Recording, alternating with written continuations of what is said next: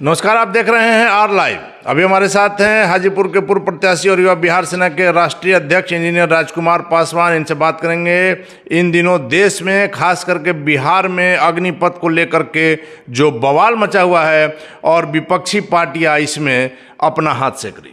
जी, इस संदर्भ में मैं इतना ही कहना चाहूँगा, जो अग्निपथ योजना सरकार के द्वारा लाई गई है वो युवा नौजवान पीढ़ी के भविष्य के साथ खिलवाड़ किया जा रहा है। और रही बातें युवाओं की, तो युवाओं ने देश के सम्मानीय प्रधानमंत्री महोदय जी का डिमोनेटाइजेशन मतलब नोटबंदी बर्दाश्त किया, हिंदू मुस्लिम बर्दाश्त किया, मंदिर मस्जिद बर्दाश्त किया, बेरोजगारी झेला। इस उम्मीद में आस में बैठे था कि 2 करोड़ अब मिलेगा तो तब मिलेगा, लेकिन नरेंद्र मोदी साहब और उनकी सरकार ने अग्निपथ में उनसे क्या कहते हैं उसको लेना शुरू कर दिया, अग्नि परीक्षा लेना शुरू कर दिया उन्होंने युवाओं से। तो उसमें नरेंद्र मोदी साहब फेल हो गए बिल्कुल। और अब देश के युवा नौजवान जो 50% इस देश का युवा नौजवान वो जरा भी सरकार को बर्दाश्त करना नहीं चाहती है। ये मोदी सरकार को सिंहासन से उतारने की बात कर रही है। इंजीनियर पासवान जी, आप पुराने नेता रहे हैं, 2 बार आपने लोकसभा का चुनाव लड़ा है, जहां तक हमारी जानकारी है। क्या हर बात में सरकार का विरोध करना ही विपक्ष का काम है? देखिए, जो योजना जनहित में नहीं है, समाज हित में नहीं है, युवा नौजवान पीढ़ी के हित में नहीं है, उसका विरोध होगा। अब ये बताइए साहब कि आप 4 साल के ट्रेनिंग में और ये 4 साल की नौकरी देंगे और 25 लाख की आप लालच दे रहे हैं, उसके बाद क्या भविष्य होगा? नौकरी बिहार उत्तर प्रदेश में नौकरी होती है तभी शादी होती है, विवाह होता है, उसकी परिवार समाज में एक सम्मान होता है। पासवान जी, हमने इसलिए कहा, आपने अभी कहा कि 50% युवा चाहता है कि मोदी जी नहीं रहें, लेकिन यही युवा अगर आज 8 साल इनका चल रहा है तो 5 साल के बाद रिन्यूअल भी इसी युवा ने किया। आज इन्हीं प्रधानमंत्री ने देश विदेश में भारत की शान को बढ़ाया है, अयोध्या जैसे मसले को हल किया, धारा 370 ऐसे मसले को हल किया। तो इन सारी बातों को भूल करके और आप लोग बस एक इस पर अपना निकाल रहे हैं अग्निपथ पर। देखिए, युवा नौजवानों ने 2014 से लेकर 19 तक कृत्रिम हवा का एहसास किया। उस कृत्रिम हवा के जाल में फंस गए कि अब तो तब, लेकिन नहीं हो पाया। रही बातें मोदी साहब का, तो मोदी साहब के खुद जो गृह मंत्री हैं अभी उनके सरकार में, अमित शाह जी साहब, अमित साहब ने कहा जी न्यूज़ पे कि ये तो चुनावी जुमला था 2 करोड़ रोजगार। तो अब ये भी कहीं जुमला हो और आप 2 करोड़ नौकरी देने में विफल रहे, अर्थव्यवस्था में फेल रहे। आज देश कहाँ टिका हुआ है? आप न देश को कोई जापान बना पाए, ना ऑस्ट्रेलिया बना पाए, ना इंग्लैंड और अमेरिका बना पाए, तो आप कौन सा राष्ट्र बनाना चाहते हैं? क्या इंजीनियर पासवान जी, आप पढ़े लिखे व्यक्ति हैं, क्या आपने अग्निपथ योजना का सारा डिटेल्स पढ़ा है? क्या मैंने बखूबी से पढ़ा है, तभी मैं आपके चैनल पे बाइट दे रहा हूं। क्या नहीं तो दिक्कत है? दिक्कत ये है कि उसमें रिटायरमेंट बेनिफिट्स नहीं है, खाली 25 लाख रुपया दे करके आप खत्म। 25 लाख रुपया अगर साहब एक बीमारी हो जाएगी तो उस बीमारी में, कैंसर की बीमारी में 25 लाख क्या 50 लाख चला जाएगा। चलिए, आपकी बात सही है, लेकिन 17.5 साल से 21 साल के बीच में अगर आपको रोजगार, आप सुन लीजिए, 60 साल की संवैधानिक अधिकार के तहत 7 साल रोजगार क्यों दिया गया था? क्या ये लोग बेवकूफ थे क्या बैठे हुए? आपको बता दें कि ये सारी रेंट जो बेनिफिट्स मिलते थे, भविष्य निधि मिलता था, ये बाल बच्चे को, फैमिली को मेडिकल फैसिलिटीज मिलते थे, तो ये सब चीज़ें नहीं है साहब। उसमें क्या है कि 25 लाख देकर के आपको थैंक यू बोल दिया जाएगा, घर पे आप बैठिए। और जब ये भी कहा गया उसमें कि जब देश को जरूरत पड़ेगी तो उसमें से 25% 15% लोग हम लोग उसका इस्तेमाल करेंगे। तो क्या घर में बैठा करके उस शरीर को जो लगातार ट्रेनिंग में रहता है उस चीज को आप कहीं ना कहीं ये कर, लेकिन बीजेपी नेता तो इसके तमाम फायदे गिना रहे हैं, देश हित में। देखिए, जो भी योजना बनता है उस योजना को सरकार फायदे ही फायदे गिनाते हैं, लेकिन आज बता दूं कि देश आज़ादी के 75 साल में है और आपको जो भी योजना बना गरीब और जनता के हित में ही बना। तो क्या आज इस देश से गरीबी खत्म हो गई? उसी तरह से एक बेरोजगारी बहुत बड़ी समस्या है, वो उस बेरोजगारी से निजात उससे निजात नहीं पहुंचा पा रही है सरकार। सिर्फ मंदिर और मस्जिद में अटकाए हुए देश के युवा नौजवानों को बेरोजगार बना रखा है। आप ये चीज मानेंगे कि केंद्र सरकार ने अग्निपथ योजना में अपने सहयोगियों के साथ साथ विपक्ष को भी अपने मतलब कन्विंस नहीं कर पाए?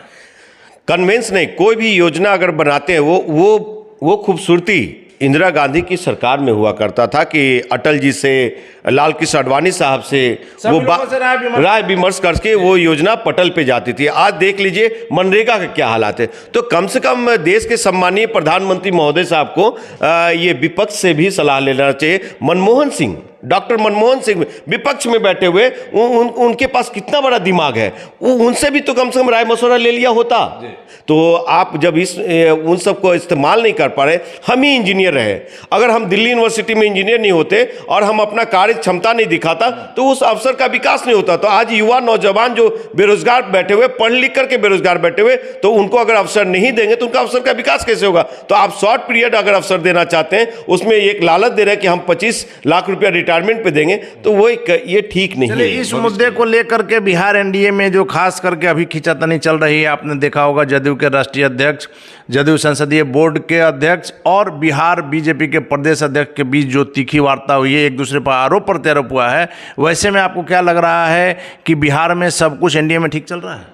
ये कोई नई बात नहीं है साहब। 2010 से लेकर के अब तक मैं देख रहा हूँ एनडीए में खींचातानी और सरकार गिरना, टूटने वाली है, ये होने वाली है। लेकिन अगर जो सरकार बिहार के हित में, जनता के हित में, युवा नौजवान के हित में नहीं है, वो सरकार निकम्मी है। और युवा नौजवान पीढ़ी ही जिस तरह से इंदिरा गांधी को कुर्सी से उतारा गया, उसी तरह से एक जेपी मूवमेंट की आज आवश्यकता है। और युवा नौजवान लोग इन निकम्मी सरकार को, इन जो सरकार में युवाओं के दरिंदे बैठे हुए, उन लोग को बदलने की आवश्यकता है। पासवान जी, इस अग्निपथ के विरोध में आपको नहीं लग रहा है कि चिराग पासवान ने सभी विपक्षी पार्टियों से बाजी मार लिया है? जहां तेजस्वी यादव ट्विटर पर खेल रहे हैं, ट्विटर पर अपना विरोध दर्ज कर रहे हैं, चिराग पासवान ने न सिर्फ राजनाथ सिंह को पत्र लिखा, देश के रक्षा मंत्री को पत्र लिखा, पीसी करके अपना विरोध जताया और मौन मार्च भी निकाल करके यह संदेश दिया कि इस मामले पर मैं उन युवाओं के साथ हैं जो इनका विरोध कर रहे हैं। चिराग पासवान 8 साल से सांसद हैं। उनसे जमुई के युवा नौजवान संभाले नहीं गए, उनको रोजगार के लिए पत्र लिखा नहीं कि हमारे संसदीय क्षेत्र में इतने लाख युवा नौजवान बेरोजगार हैं, पिछड़ा इलाका है, जबकि इतना पिछड़ा इलाका है। और आप इस अग्निपथ पे, मतलब कि अपने भगवान श्री राम को पत्र लिखे कि मैं हनुमान आपका बोल रहा हूं, सो अग्निपथ योजना ठीक सही नहीं है, तो आप त्याग पत्र दे दीजिए ना लोकसभा से, तब न माना जाएगा कि वाकई में चिराग पासवान बिहार के युवा नौजवान, दलित, शोषित, वंचितों के साथ है।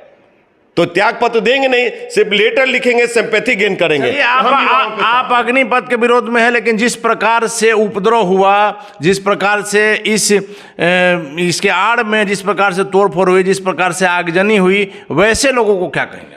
देखिए, मैं इतना ही कहना चाहता हूं कि विरोध जताओ, विरोध जताना अपना एक संवैधानिक अधिकार है। लोकतांत्रिक व्यवस्था में संवैधानिक अधिकार है कि आप किसी भी योजना को, किसी भी मुद्दे पे विरोध जता सकते हैं शांतिपूर्वक। सरकारी संपत्ति भी हमारी संपत्ति है। अगर सरकारी संपत्ति को हम जलाते हैं तो उसका बोझ किसके ऊपर जा रहा है? जनता, अमूमन जनता के ऊपर ही जाता है। आपके कहने का मतलब है कि विरोध जताओ, जिस बात पर दिक्कत है आप लिख कीजिए, लेकिन सरकारी संपत्ति को नुकसान नहीं पहुंचाइए, वो देश की संपत्ति है, इसको नुकसान नहीं। साहब, अन्ना मूवमेंट में मैंने लाठी खाया, आम आदमी पार्टी की सरकार बनाने में लाठी खाया, आज आम आदमी पार्टी के साथ नहीं हूं, मैं खुद एक पार्टी का राष्ट्रीय अध्यक्ष हूं और आज भी मैं विरोध जताता हूं। तो ये नहीं कि क्या कहते हैं किसी सरकारी संपत्ति को जलाएं, अगर किसी इशारे पे ऐसा हो रहा है तो मैं उसका विरोध करता हूं। पासवान जी, आखिरी सवाल है कि जिस प्रकार से आप राजनीति में सक्रिय हैं, स्वर्गीय रामविलास पासवान के निधन के बाद से